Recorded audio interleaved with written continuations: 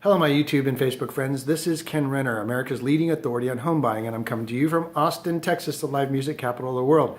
Well, today I'm going to be talking to you about the 7 tips and strategies on how to buy a home in a seller's market.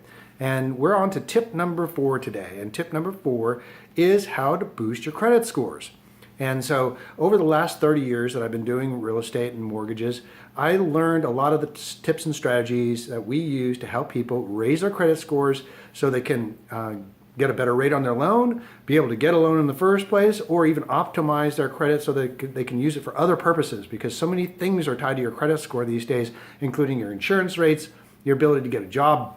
Very important to optimize or boost your credit scores. So back in the early 90s, when I first moved to Austin, Texas, everybody had a bankruptcy, a foreclosure, a judgment. And so everybody was renting. So what I did was I made it my job to help people fix their credit scores. Now, I also enjoy teaching people how to boost their credit scores, because it's nothing more fun than to see a 720 FICO score go to 800. So I'm going to give you those strategies right now. These are really important. So the optimal credit balance that you can have for credit, for optimal credit is 3 revolving charge cards open and 2 installment. So a total of 5 if you can do that. So 3 revolving, that could be a Home Depot or a Lowe's or Citibank, your revolving charge cards, and then 2 installments. It could be a student loan and a car loan or a signature loan. And so that's typically the optimum. And remember, this is not all set in stone. You can have more credit cards or less, but you do want to have some credit. So that's the optimum. You also don't want to have no credit. We have a lot of people that come from foreign countries and they want to pay cash for everything.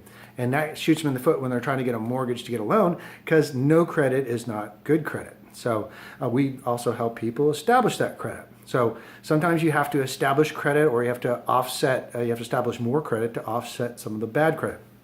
Okay, so the next thing is make your payments on time. If you have a late payment in the last 12 months, that's really going to hurt your credit scores and your ability to get a mortgage. If you have more than 2 30-day lates in the last 12 months, it can become a real problem with trying to get a mortgage. So 1 30-day late on your credit report last month is worse than a bankruptcy on your credit 2 years ago as far as your credit score. So try to make those payments on time.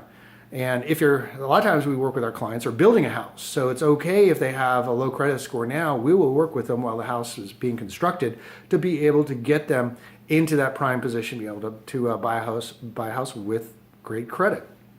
So another thing that you want to do is keep your credit balances down, hopefully under 50 or even 30 or even 20% of the total credit limit. So if you, for instance, have a $2,000 credit limit on the credit card, you want to keep that balance down below, 20%, $400 if you can do it.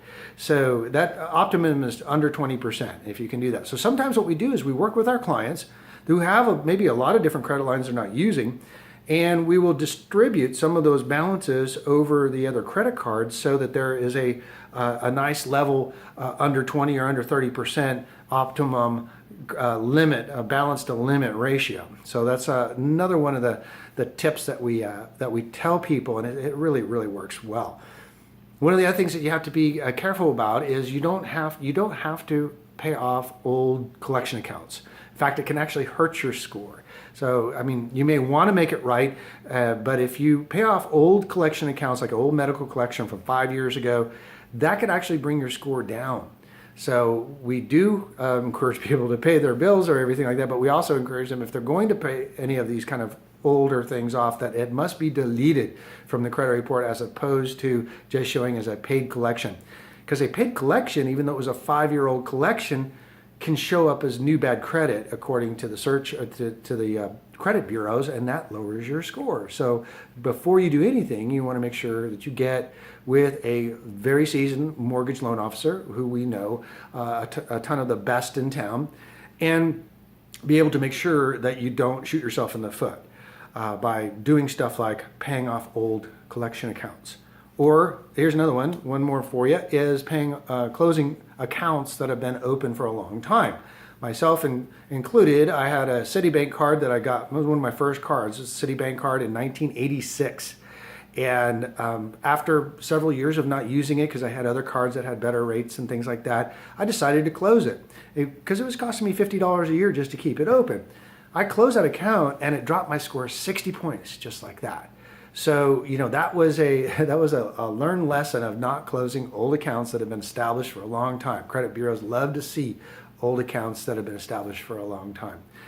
So those are some of the best tips that I can give you to be able to make sure that you optimize your credit score or even pull up your credit score out of the low ranges that prevent you from getting a house.